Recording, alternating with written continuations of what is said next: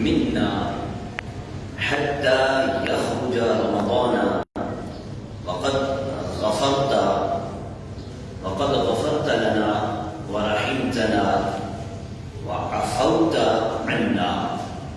کہ اے اللہ اس جان کو ہم پر امن، ایمان، سلامتی، اسلام، مکمل عافیت، بیماریوں سے نجات، روزوں، نمازوں، تلاوت قرآن پر مدد کا ذریعہ بنا.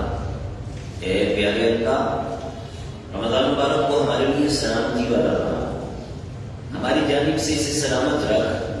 یہ مبارک مہینہ ہم سے یوں رخصت ہو کہ ہماری مغفرت ہو چکی ہو، تیری رحمتیں ہمیں نصیب ہوں اور تیری طرف سے معافی ہمارا مقدر بن چکی ہو. یہ اس کا ترجمہ تھا جو عربی ہوا تھی. حضور اللہ کی بارگاہ میں اس رمضان مبارک کے مہینے کا جب چاند نظر آتا تو آپ اس دعا کو اللہ کی بارگاہ میں عرض کرتے تھے. اب اس کے بعد ایک اور آپ کا معمول تھا، یعنی استقبال رمضان حضور کیسے کرتے تھے. استقبال رمضان کے تعلق سے ہمارے پیارے نبی، اللہ کے آخری نبی، سچے نبی رسول ہاشمی صلی اللہ علیہ وسلم کا ایک معمول مبارک یہ بھی تھا کہ ماہ رمضان کی آمد ہوتی تو آپ خطبہ ارشاد فرماتے جس میں رمضان مبارک کے فضائل بھی بیان ہوتے، برکات بھی بیان ہوتی، روزے کے مسائل بھی بیان ہوتے. آئیے ہم حضور جان عالم صلی اللہ علیہ وسلم کے 3 مبارک خطبات میں سے کچھ خطبے سنتے ہیں تاکہ سنت پر بھی عمل ہو جائے، ہمیں ثواب کا خزانہ بھی مل جائے. حضرت ابو ہریرہ رضی اللہ تعالیٰ فرماتے ہیں کہ ایک مرتبہ رمضان مبارک کی تشریف آوری ہوئی تو جان کائنات صلی اللہ علیہ وسلم نے خطبہ دیتے ہوئے ارشاد فرمایا قد جاءکم شہر مبارک، یعنی بے شک تمہارے پاس برکت والا مہینہ آیا. افترض اللہ علیکم صیامہ، اللہ پاک نے اس مہینے کے روزے تم پر فرض کر دیے. تفتح فیہ ابواب الجنہ، اس مہینے میں جنت کے دروازے اللہ نے کھول دیے. وَتُغْلَقُ فِيهِ أَبْوَابُ الْجَحِيمِ، اور اس مہینے میں جہنم کے دروازے بند کر دیے گئے ہیں.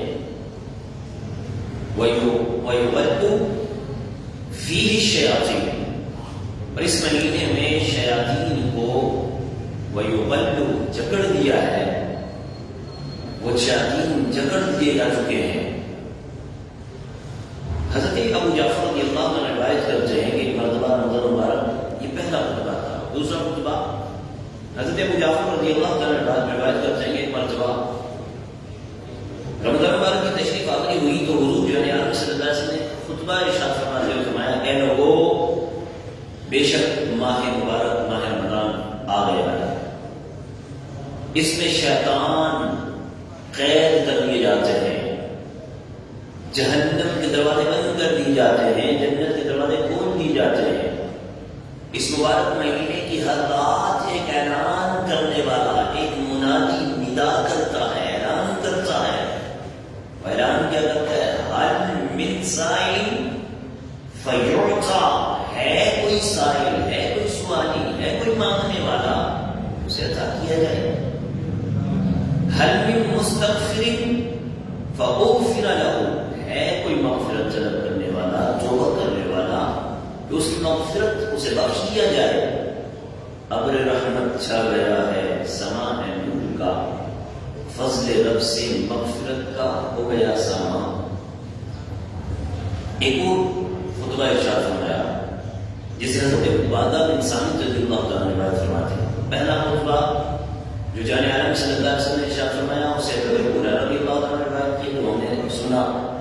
دوسرا خطبہ جو ارشاد ہوا اسے حضرت ابو جعفر رضی اللہ عنہ نے ارشاد فرمایا، اسے سنا، روایت کیا. اور تیسرا یہ خطبہ ہے جان کائنات صلی اللہ علیہ وسلم کا خطبہ حضرت عبادہ بن صامت روایت کرتے ہیں کہ ایک مرتبہ ماہ مبارک کی آمد آمد تھی، ماہ مبارک کی آمد آمد تھی کہ کہ حضور جان عالم صلی اللہ علیہ وسلم نے فرمایا تمہارے پاس ماہ رمضان آ گیا، یہ برکتوں والا مہینہ ہے، اس مبارک مہینے میں اللہ پاک کی رحمتیں تمہیں ڈھانپ لیتی ہیں، سایہ فکر ہو جاتی ہیں، اس ماہ مبارک میں گناہوں کو مٹا دیا جاتا ہے، اس مقدس مہینے میں دعائیں قبول ہوتی ہیں، اس بابرکت مہینے میں اللہ پاک تمہارا رزق اور تمہارا ذوق تمہارا شوق بڑھا دیتا ہے۔ اللہ پاک فرشتوں کے سامنے تمہارے ذوق اور شوق کو جب دیکھتا ہے تو وہ فخر فرماتا ہے۔ بس اس مقدس مہینے میں اپنی طرف سے بلائیاں یعنی نیکیاں اور اچھے کام اللہ پاک کی بارگاہ میں پیش کرو۔ بے شک بدبخت ہے وہ شخص جو اس مہینے کو میں بھی رحمت الہی سے محروم رہے۔ یہ 3 خطبات مختلف موقعوں پر جان کائنات صلی اللہ علیہ وسلم نے ارشاد فرمائے ہیں۔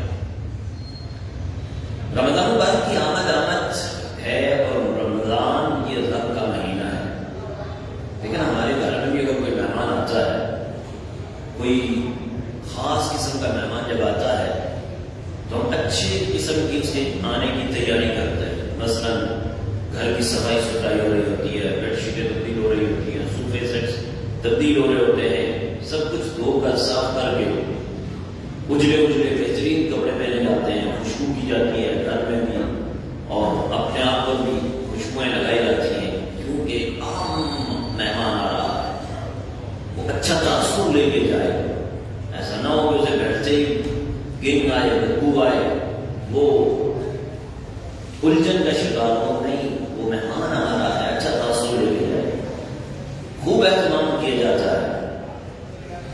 ماہ رمضان کی آمد ہمیں چاہیے کہ اس مبارک مہینے کی آمد پر بھی خوب اہتمام کریں۔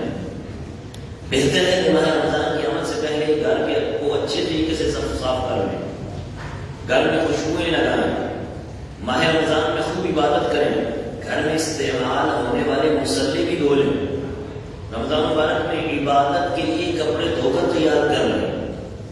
جس دن رمضان کا چاند نظر آئے تو ظاہر نصیب اس دن ہم نہا دھو کر اچھے کپڑے پہن کر خوشبو لگا کر خدا توفیق دے، امام شریف پہن کر پوری تیاری کے ساتھ استقبال رمضان کی نیت سے مغرب کے وقت ہی اپنی مسجد میں آ کر بیٹھ جائیں، نفلی اعتکاف کی نیت کر لیں، اعکاش ذکر و درود کرتے ہوئے پرتگاہ انداز میں ہم ماہ رمضان کا استقبال کریں، صحیح نصیب ہمیں برکتیں نصیب ملیں، برکتیں ملیں اور پورا رمضان نیکیوں میں گزارنے میں ہم کامیاب ہو جائیں۔ کاش وہ وقت آئے کہ چاند رات آئے، صحن حرم ہو اور ہم سجدے بھی سجدے کر رہے ہیں، اس کی بڑی برکت ہے۔ انشاءاللہ کوئی موقع ملا تو ہم رمضان میں عمرہ کرنے کی کیا فضائل ہیں اس کے بارے میں عرض کریں گے۔ بارہ یہاں وقت مختصر ہمارے پاس ہے۔ ماہ رمضان مبارک نا بڑا عظمت والا مہینہ ہے۔ اس مبارک مہینے کی قدر کرنے والوں کو بہت سارے انعامات سے نوازا جاتا ہے، اور رمضان مبارک میں جو غفلت سے گزارتا ہے اس کے متعلق بھی فرمایا کہ اسے بڑے سخت عذاب اور سخت گرفت میں اسے لیا جاتا ہے۔ ایک دن ملک الموت علیہ السلام حضرت جبریل حضرت اسرائیل علیہ السلام تشریف لائے۔ یہ کون کہتا ہے؟ یہ علامہ ابن جوزی لکھتے ہیں کہ اللہ پاک کے آخری نبی صلی اللہ علیہ وسلم نے فرمایا کہ میرے پاس جبریل ابھی حاضر ہوئے اور عرض کیا یا صلی اللہ علیہ وسلم روز قیامت ایک نوجوان کو لایا جائے گا جو رمضان کی بے حرمتی کرتے ہیں، وہ اس حدیث کو سنے اور اپنے آپ کو رمضان کی بے حرمتی سے بچائے۔ فرماتے ہیں کہ جبریل نے عرض کی کہ رسول اللہ صلی اللہ علیہ وسلم روز قیامت ایک نوجوان لایا جائے گا، وہ غمگین ہوگا، رو رہا ہوگا، فرشتے آگ اور لوہے کے گرزوں سے یعنی ہتھوڑوں سے اسے آنکھ رہے ہوں گے، ماتم سے آگے چلا رہے ہوں گے۔ وہ نوجوان 1000 سال تک امان مانگتا رہے گا، پناہ مانگتا رہے گا، اسے نہیں دیا جائے گا. پھر اس نوجوان کو 1000 سال کے بعد رب قہار کی بارگاہ میں پیش کیا جائے گا. یعنی 1000 سال تک اسے سزا ملتی رہے گی. جیسے ہوتا ہے نا بلا تمثیل ریمانڈ میں لینے سے پہلے تھانے میں اس کی صحیح شدت کوشش کی جاتی ہے مجرم کی. 10 دن 12 دن رکھنے کے بعد پھر جج کے پاس میں پیش کیا جاتا ہے. پھر وہاں مقدمہ سنا جاتا ہے. پھر جب اس پر الزام ثابت ہو جائے تو پھر ریمانڈ بھی دیا جاتا ہے. تو یہاں فرماتے ہیں بلا تمثیل کہ 1000 سال تک اسے مسلسل سزا ملتی رہی.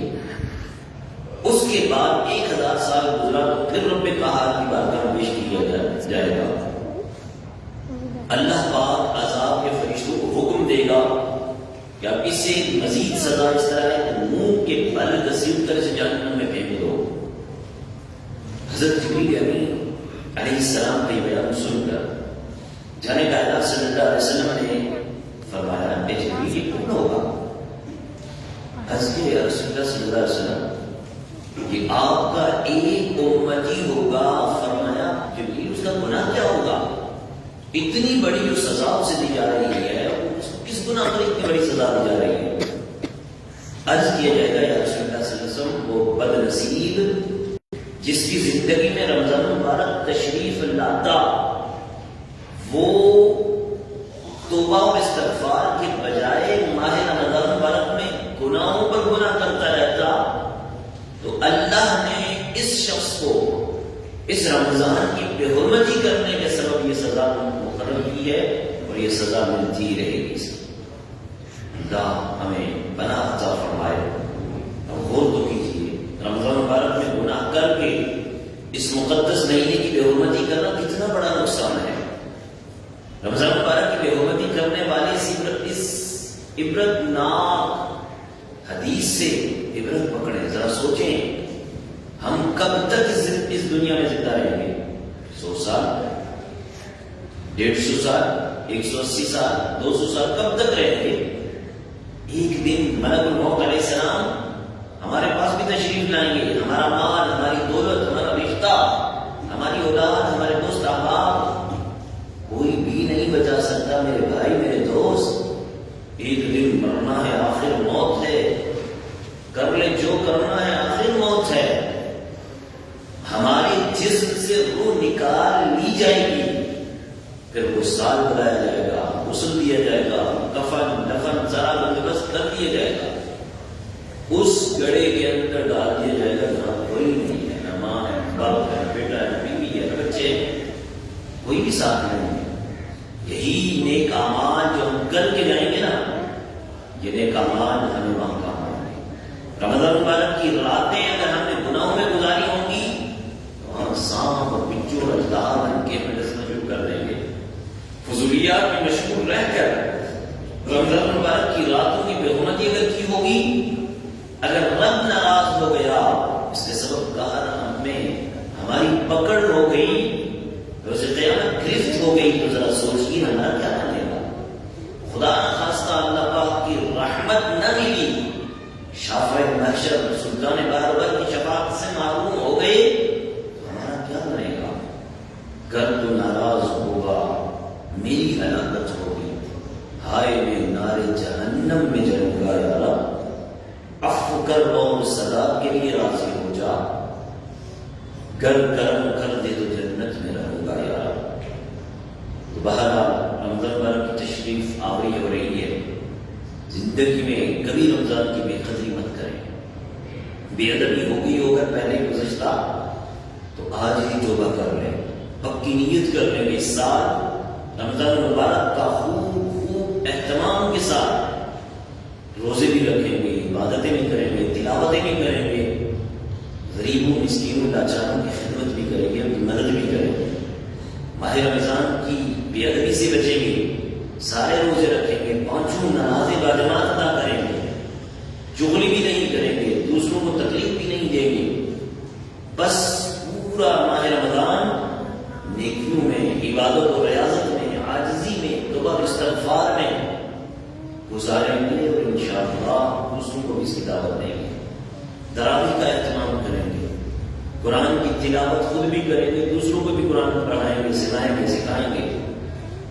یہ تو پہلا عمل تھا رمضان مبارک میں۔ حضرت ابو ہریرہ رضی اللہ تعالیٰ عنہ سے روایت ہے، سرکار دو عالم صلی اللہ علیہ وسلم نے اس ذات کی قسم، اس ذات کی قسم جس کے نام کی قسم اٹھائی جاتی ہے، بے شک تم پر ایک بہترین مہینہ سایہ فکر ہونے والا ہے، ایک بہترین مہینہ تمہارے درمیان آنے والا ہے۔ یہ وہ مہینہ ہے کہ مسلمانوں کے پاس اس سے بہتر کوئی مہینہ نہیں، اور منافق کے پاس اس سے زیادہ کوئی مہینہ نہیں نقصان دہ۔ پھر پیارے نبی صلی اللہ علیہ وسلم نے اس اپنے فرمان عائشہ کی خود ہی وضاحت فرمائی، فرمایا کہ بے شک جب ماہ رمضان آتا ہے تو مسلمان اپنی قوت کے ساتھ عبادت کے لیے جمع ہو جاتا ہے، اور اس عبادت کو حاصل کرنے، عبادت کو ادا کرنے کے لیے پوری قوت لگاتا ہے، تو اسے فائدہ ملتا ہے، اسے فائدہ حاصل ہوتا ہے۔ اور منافق غفلت کی چادر اوڑھ لیتا ہے۔ بس یہ مہینہ مسلمانوں کے لیے تو غنیمت ہوا اور منافق کے لیے بوجھ ہوا، تو اس لیے فرمایا کہ یہ مسلمان کے لیے رحمت ہے اور منافق کے لیے بوجھ ہی بوجھ ہے۔ بہرحال ماہ مبارک، ماہ رمضان کی بالخصوص 3 اوقات وہ ہیں جن میں عموماً غفلت دیکھنے کو ملتی ہے، یعنی جو لوگ روزہ رکھتے ہوئے عبادت کرتے ہیں، پوری تراویح بھی پڑھتے ہیں، تلاوت بھی کرتے ہیں، ان کی بھی ایک تعداد ایسی ہوتی ہے، ان 3 ٹائم میں بڑی غفلت کر دیتی ہے۔ ایک ہے افطار کا وقت، یہ وقت دعا کی قبولیت کا وقت ہوتا ہے، لیکن چونکہ سارا دن روزے سے ہوتے ہیں اور اس وقت جسمانی طور پر بھی کمزور ہوتے ہیں، ویکنس ہو جاتی ہے، تو شاید اس لیے دعائیں مانگنے اور ذکر و اذکار وغیرہ میں غفلت کر جاتے ہیں، تو لہذا اس وقت غفلت نہ کی جائے۔ 60 لاکھ 10 لاکھ گناہگاروں کی بخشش ہو کر، جہنم سے آزادی مل کر انہیں جنت کے پروانے دیے جاتے ہیں اس وقت میں۔ دوسرا وقت ہے مغرب سے عشاء کا، یہ وقت بھی عموماً غفلت کی نظر ہو جاتا ہے، افطاری کی ہوتی ہے، بعض لوگ افطاری بہت زیادہ کھا لیتے ہیں تو اب سستی چھا جاتی ہے، لیٹ جاتے ہیں، یہ وقت بھی بڑا اہم وقت ہوتا ہے، اس کو بھی درود و سلام، استغفار اس میں گزارے۔ اور تیسرا وقت ہے فجر کے بعد کا وقت، اس وقت بھی عموماً نیند کا غلبہ ہوتا ہے، لوگوں کی ایک بہت بڑی تعداد ہوتی ہے جو فجر پڑھتے ہی سو جاتی ہے، حالانکہ یہ وقت بہت قیمتی ہے، اللہ کو راضی کرنے کا وقت ہے، رحمتیں لوٹنے کا وقت ہے، رحمتیں سمیٹنے کا وقت ہے۔ اللہ پاک کے آخر نبی صلی اللہ علیہ وسلم نے اللہ پاک سے دعا کی ہے کہ اللہ پاک میری امت کی صبح کے وقت میں برکت عطا فرما، اور ہمارے یہاں تو ہوتا ہی ہے، عام دنوں میں بھی کراچی میں اٹھتے ہی 11 بجے 2 بجے 1 بجے 2 بجے جا رہے ہوتے ہیں کام کاج پہ، حضور نے صبح کے وقت میں برکت کی دعا فرمائی۔ اس وقت میں ہم غفلت میں سوئے ہوتے ہیں، تو کہاں سے کاروبار میں برکت ہوگی، کہاں سے ہماری زندگی میں برکت ہوگی، جب حضور کی اس دعا سے حصہ ہم نہیں لے رہے ہوتے۔ تو لہٰذا ان 3 ٹائموں میں اپنے آپ کی غفلت کو دور کرنا ہے۔ بہرحال اسی ماہ رمضان مبارک کی قدر کریں، اور ماہ رمضان مبارک میں ایک کام ہے بہت ہی اہم کام، وہ تلاوت قرآن ہے۔ رمضان مبارک کی 3 خصوصیات جو بیان کی ہیں، وہ 5 خصوصیات وہ ہیں۔ حکیم محمد مفتی احمد یار خان نعیمی رحمۃ اللہ علیہ نے فرمایا کہ پہلی خصوصیت روزہ رکھنا، دوسری خصوصیت تراویح پڑھنا، تیسری خصوصیت تلاوت قرآن کرنا، چوتھی خصوصیت شب بیداری کرنا، اللہ کو راضی کرنا، شب قدر کی عبادت کرنا، اور 5ویں خصوصیت ہے اعتکاف کرنا۔ دیکھیں اللہ قرآن میں فرماتا ہے یا ایھا الذین آمنوا کتب علیکم الصیام کما کتب علی الذین من قبلکم لعلکم تتقون، اے ایمان والو تم پر روزے فرض کیے جیسا کہ تم سے اگلوں پر فرض کیے گئے، کیوں کیے؟ خود ہی فرما دیا لعلکم تتقون، تاکہ تم متقی بن جاؤ، تم پرہیزگار بن جاؤ۔ امام نخعی رحمۃ اللہ علیہ فرماتے ہیں کہ رمضان کا ایک روزہ اس کے علاوہ دنوں میں 1000 روزوں سے افضل ہے، یعنی ایک روزہ جو رمضان کا رکھتا ہے دوسرے دنوں میں اگر ہزاروں دن کو روزہ رکھے، وہ برکت، وہ رحمت، وہ فضیلت ان ہزاروں کو حاصل نہیں جو اس ایک کو حاصل ہے۔ اسی طرح دوسرا کام ہے تراویح میں پڑھنا۔ رمضان مبارک کی دوسری اہم عبادت جو رمضان مبارک میں ہی کی جاتی ہے وہ ہے نماز تراویح۔ رمضان میں نماز تراویح پڑھنا سنت مؤکدہ ہے میرے بھائی۔ اس کو لوگ بالکل ایسی غفلت کی شکار کر رہے تھے، غفلت کا شکار ہو جاتے ہیں، پڑھی سنت مؤکدہ ہے۔ اس کو جان بوجھ کے کرتے رہیں گے تو وہ گناہ گار ہو جائیں گے۔ دل کا تصور نہیں کرتا، ہاں کبھی کبھار سفر کی وجہ سے نکل جاتی ہے تو گناہ نہیں ہے، لیکن غفلت کے پردے میں چھپ جائیں اور اس کو چھوڑ دیں تو یہ ایسا نہیں ہو سکتا۔ جو بندہ امام شریف کی حدیث بات ہے، روایت ہے، اللہ کے آخر نبی صلی اللہ علیہ وسلم نے کیا فرمایا، جو بندہ ماہ رمضان کی رات میں نماز پڑھتا ہے، اللہ پاک اس کے ہر سجدے کے بدلے میں، سنیے، ہر سجدے کے بدلے میں 1500 نیکیاں عطا فرماتا ہے، 1500 نیکیاں، اور فرمایا اس کے لیے جنت میں سرخ یاقوت کا گھر بنا دیا جاتا ہے۔ آج ہمیں ناظم آباد میں ایک چھوٹا سا گھر مل جائے تو یوں سمجھ لیں کہ ہماری کتنی خوشی کی انتہا ہو جاتی ہے۔ دوستوں کی دعوت، عزیزوں کی دعوت، امام کی دعوت، مفتی کی دعوت، سید صاحب کی دعوت کر رہے ہوتے ہیں، ہمارے گھر کی برکت کی دعا کرے، کیوں گھر مل گیا۔ تو جس کو سرخ یاقوت کا گھر بغیر کسی محنت کے، بغیر کسی مشقت کے، بغیر کسی روپے پیسے خرچ کرنے کے رب کائنات خود عطا فرمائے، اس گھر کے مقیم کا کیا مقام، اس گھر کے مقیم کا کیا معاملہ ہوگا، کتنا بڑا مقام ہوگا۔ مزید فرمایا کہ بندہ رمضان مبارک میں رات کے وقت یا دن میں جب بھی سجدہ کرتا ہے، اس کے ہر سجدے کے بدلے میں جنت میں ایک درخت لگا دیا جاتا ہے۔ ہر سجدے، ہر رکعت کی بات نہیں ہو رہی میرے بھائی میرے دوست، ہر سجدے کی بات ہو رہی ہے۔ ہر سجدے کے بدلے میں ایک درخت لگایا جائے گا۔ اس کے وہ درخت کتنا ہوگا، اس کا سایہ کتنا ہوگا، فرمایا اس درخت کے نیچے 500 سال تک گھوڑ سوار پوری زور کے ساتھ، جو گھوڑا ہوتا ہے نا اس کو ایڑی لگاؤ تو کتنے زور سے چل رہا ہوتا ہے، فرمایا پورے زور کے ساتھ وہ گھوڑ سوار 500 سال تک اس درخت کے سائے کے نیچے چلتا رہے، 500 سال تو ختم ہو جائے گا، اس کا سایہ نہیں ختم ہوگا۔ یہ ایک سجدے میں ایک درخت ملے گا۔ ذرا تصور کریں، صرف ایک سجدہ کرنے پر 1500 نیکیاں، جنت میں سرخ یاقوت کا گھر، جنت میں اتنا بڑا درخت کہ 500 سال تک اس کے سائے میں چلتے رہے، سایہ ختم نہ ہو۔ اس سے وہ لوگ سبق حاصل کریں جو معاذ اللہ نماز تراویح نہیں پڑھتے، یا پڑھتے تو ہیں تو 20 پوری نہیں پڑھتے، جب بعض نصیب ایسے ہوتے ہیں وہ 8 پہ چلے جاتے ہیں، جب 12 پہ چلے جاتے ہیں۔ غور کیجیے، نماز تراویح 20 رکعت ہے اور 20 رکعتوں میں 40 سجدے۔ چلو کیلکولیٹ کر لیتے ہیں، سارے تاجر بیٹھے ہوئے ہیں، کیلکولیٹ تو کرنا آتا ہی ہے۔ 20 رکعتوں میں 40 سجدے، 40 سجدے 20 رکعتوں میں ہو، یعنی ہم نے 20 رکعت تراویح پڑھی۔ اللہ پاک کی رحمت سے امید ہے کہ اسے، جس نے 20 رکعت پڑھی، اسے 60,000 نیکیاں مل گئی۔ جنت میں 40 درخت لگ گئے اور 40 جنتی محلات رب کائنات نے اسے عطا فرما دیے۔ یہ ابھی ایک سجدے کی بات ہے، ایک سجدوں کی صرف نیکیاں ہیں۔ قیام کہاں ہے، رکوع کہاں ہے، سجدے کہاں، قیام قعدہ کہاں ہے، جلسہ کہاں ہے، قوما کہاں ہے، یہ نیکیاں تو الگ ہیں۔ یہ ابھی ایک سجدے کیا، اب جب وہ ایک شخص صرف ایک دن میں 40 سجدے کرتا ہے، اس کا ایک پورا باغ لگ جاتا ہے، تو جو 30 دن مسلسل پڑے گا تو وہ پورا باغ کا مالی بن جائے گا۔ تو یاد رکھیے، کیا جس باغ کا مالی ہوتا ہے وہ باغ کا مالی اس اپنے باغ میں نہیں جائے گا کیا؟ وہ بغیر روک ٹوک کے، اسے کوئی روک ٹوک نہیں ہوگی، جس کونے میں بھی جا کر بیٹھ جائے وہ اس کا باغ ہے، وہ اس کا مالک ہے۔ تو انشاءاللہ ہم نماز تراویح بھی پڑھ کر اللہ کی بارگاہ کے مقبول بندوں میں شامل ہوں گے انشاءاللہ۔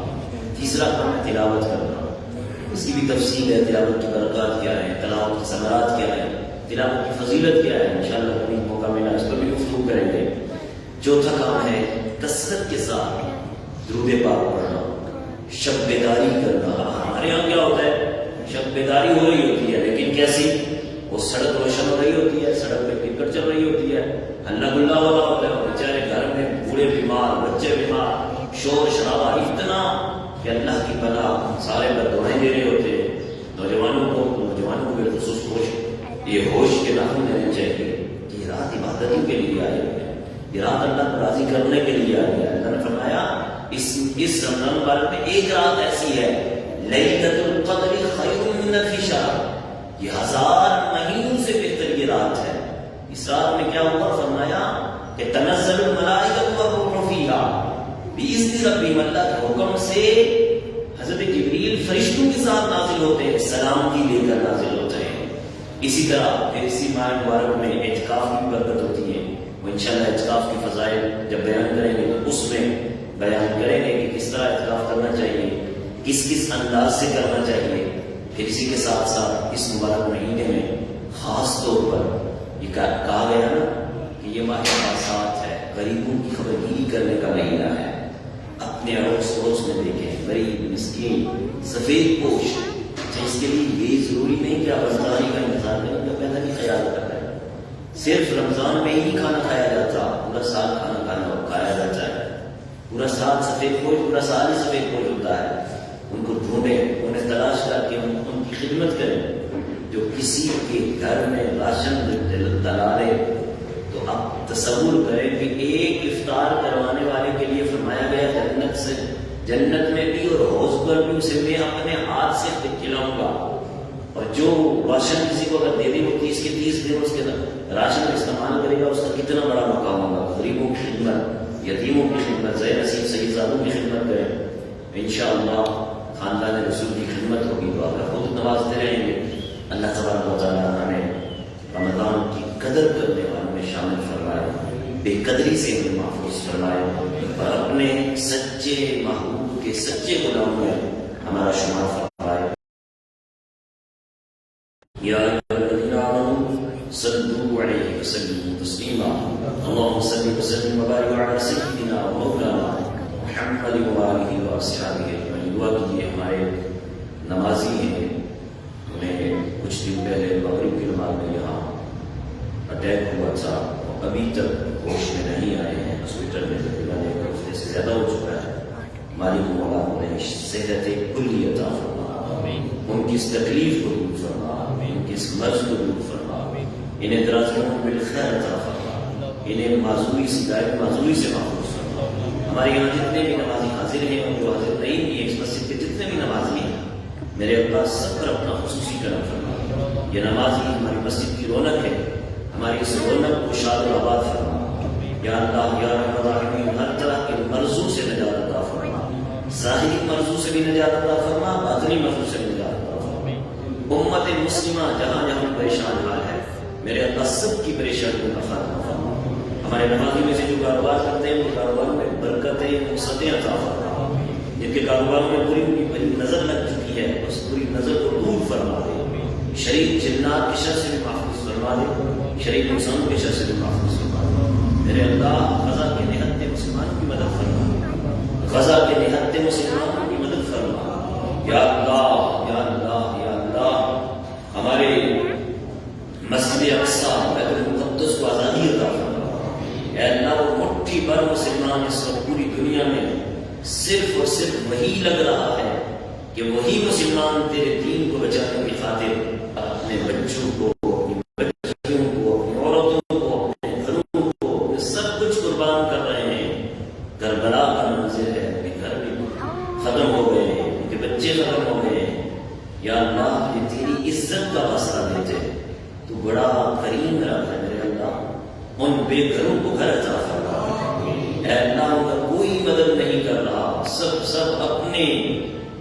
اپنے مفادات کے پیچھے لگے ہیں۔ ان مفادات پرست ٹولے کا خاتمہ فرما، جو یہود و نصارہ کی مدد کرتے ہیں، ان کے ساتھ دلی طور پر بھی جو مسلمان ہیں، ان سب کو غرق فرما دے، ان کے ساتھ ان کو بھی تباہ فرما دے۔ غیرت مند حکمران سپہ سالار ہمیں عطا فرما دے، جہاد کا جذبہ رکھنے والی افواج ہمیں عطا فرما دے یا اللہ، غیروں کے ہاتھوں میں کھیلنے والوں کو دور فرما دے یا اللہ، بالخصوص غزہ کے زخمیوں کو جلد شفا عطا فرما، انہیں دائمی معذوری سے محفوظ فرما، غزہ کی مجاہدین کی مدد فرما دے۔ اے ابابیل کے لشکر بھیجنے والے مالک، تجھے تیری اسی مدد کا واسطہ، مالک و مولا، آج انہیں مدد کی ضرورت ہے، انہیں مدد فرما دے، ان کی خاص مدد فرما دے۔ اللہم اعز الاسلام والمسلمین، اللہم ذلل الکفر والکافرین والہنود والیہود والنصارى والمشرکین والملحدین، اللہم شدد شمعهم، اللہم غرق جمعهم، اللہم دمر دیارهم ببرکتہ اللہ وملائکتہ یصلون علی النبی یا ایھا الذین آمنوا صلوا علیہ وسلموا تسلیما، اللہم صل وسلم وبارک علی سیدنا مولانا محمد وآلہ وأصحابہ اجمعین برحمتک یا